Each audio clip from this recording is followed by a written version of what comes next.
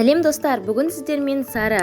Бүгін сіздермен осындай үй жағдайында керемет дүкенде сатылатын печеньелердің рецептімен бөлісетін боламын. Соңына дейін менімен бірге болып қолдау көрсетіп отырыңыздар. Арнама жазылып, подписация батырмасын басып, қоңыраушаны қосып қойыңыздар. Ал ендеше бірге жасайық. Алдымен бізге осындай бөлме температурасында тұрған сары май қажет болады. Осылай миксердің көмегімен шайқап аламыз. Шамамен 5 минут шайқаймыз. Ал енді 5 минут шайқалып болған сары майымыздың үстіне 4 ас қасық, яғни майонез, оның үстіне жарты шайнау ложка тұзымызды салып, екеуін қайта бір келкі болғанша толықтай миксерлеп аламыз.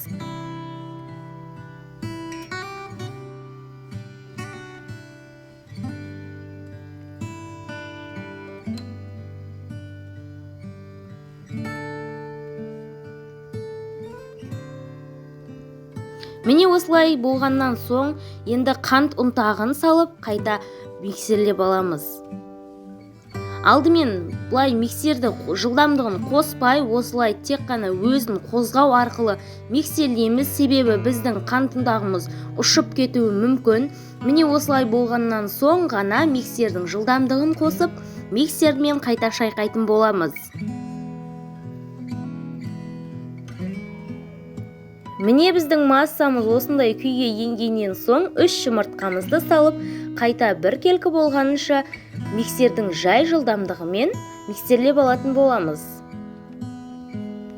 Жұмыртқалы массамыз осылай болды. Енді үстіне ұнымыздың үстіне қопсытқышымызды, яғни разрыхлителімізді салып, осылай міндетті түрде електен өткізіп, ұнымыздың жартысын саламыз да осылай лопатканың көмегімен араластырып алатын боламыз. Дәл осылай екінші ұнның бөлігін, яғни екінші жартысында салып, күректің көмегімен осылай араластырып аламыз.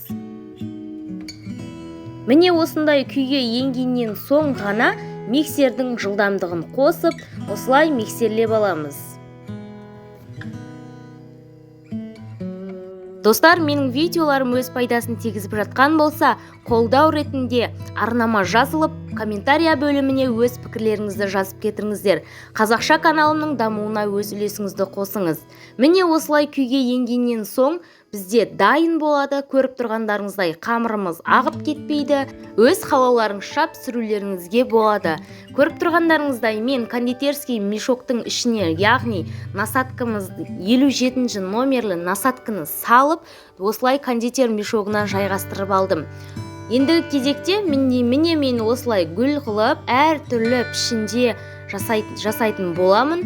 Бұл өздеріңіздің қалауларыңыз. Бұлай жасау міндетті емес. Жай ғана думалақ күлше сияқты қылып, печенье қылып пісірсеңіздер де болады.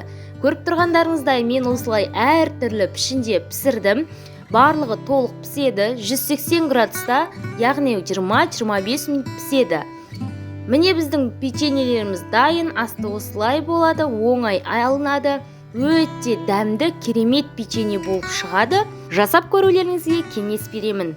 Міне біздің печеньелеріміз дайын. Осындай көріп тұрғандарыңыздай өте керемет, дәмді болып піседі.